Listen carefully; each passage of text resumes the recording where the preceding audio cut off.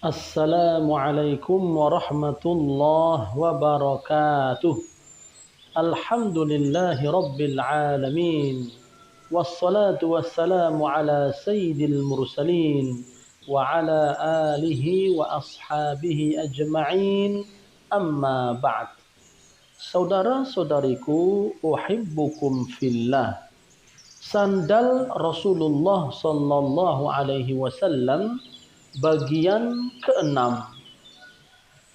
Abu Hurairah radhiyallahu anhu meriwayatkan bahwasanya Rasulullah sallallahu alaihi wasallam bersabda, "La yamshiyanna ahadukum fi na'lin wahidatin liyun'ilhuma jami'an aw liyuhfihima jami'an." Janganlah seseorang di antara kalian berjalan dengan satu sandal atau bukan sepasang, pakailah keduanya atau lepaskan keduanya. Hadis riwayat At-Tirmidzi, Al-Bukhari, Muslim, Abu Daud, Ahmad, Malik, dan Ibnu Majah. Saudara-saudariku yang mulia, tata cara memakai sandal yang dicontohkan oleh Nabi Sallallahu Alaihi Wasallam dalam hadis di atas, beliau bersabda, "Janganlah salah seorang di antara kalian berjalan dengan satu sandal." Beliau alaihi salatu wassalam melarang seseorang memakai satu sandal di kaki, kemudian kaki yang lain dibiarkan terbuka. Kemudian beliau mempertegas hal ini dengan sabdanya, "Pakailah keduanya atau lepaskan keduanya." Yakni, hendaklah seseorang itu berjalan menggunakan sandal pada kedua kakinya atau sekalian melepasnya dan berjalan tanpa sandal. Pada larangan ini terdapat beberapa hikmah yang dapat kita ambil. Di antaranya, pertama, untuk menghindari tasyabbuh atau menyerupai dengan setan. Oleh karenanya, dalam jalur riwayat lain terdapat tambahan redaksi yang berbunyi, artinya, karena setan berjalan dengan satu sandal.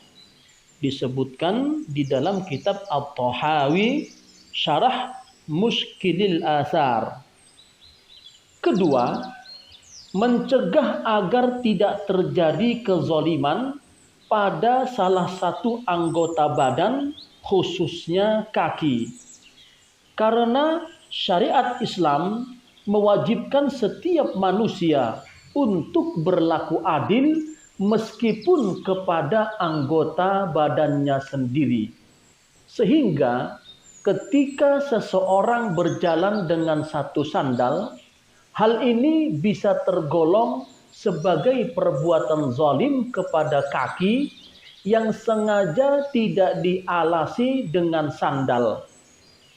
Jika dalam kondisi tanah yang panas tersengat sinar matahari, maka kaki yang tidak memakai sandal akan merasa panas.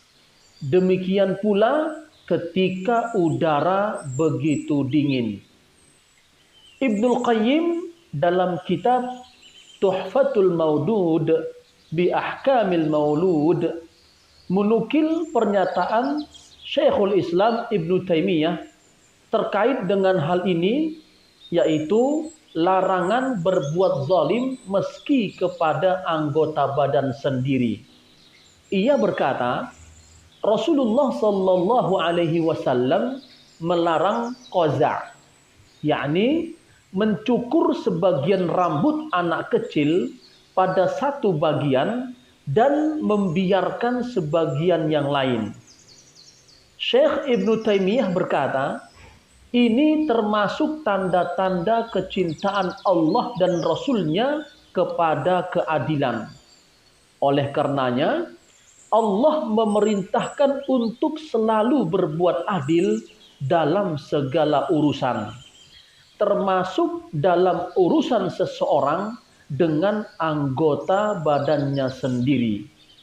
Sehingga Rasulullah Shallallahu Alaihi Wasallam pun melarang mencukur sebagian rambut dan meninggalkan sebagian yang lain, karena termasuk perbuatan zalim kepada kepala, di mana membiarkan sebagian kulit kepala tidak terlindungi, sedang yang lain tertutup rambut.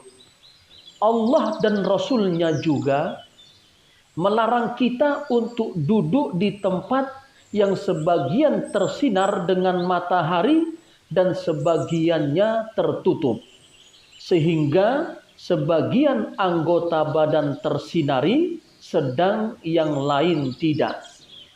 Karena hal ini termasuk kezaliman pada anggota badan. Demikian pula Allah dan Rasul-Nya melarang kita untuk berjalan menggunakan satu sandal saja. Oleh karena itu, seyogyanya kita memakai kedua sandal atau melepaskan keduanya. Ada pertanyaan, jika satu di antara kedua sandal tergeser ke tempat yang jauh, mungkin 1 atau 2 langkah, apakah boleh kita berjalan dengan satu sandal terlebih dahulu?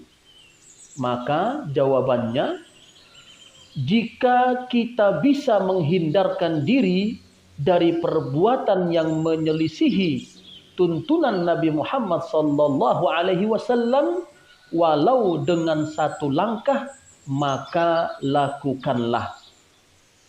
Wallahu alam. Wassalamualaikum warahmatullahi wabarakatuh.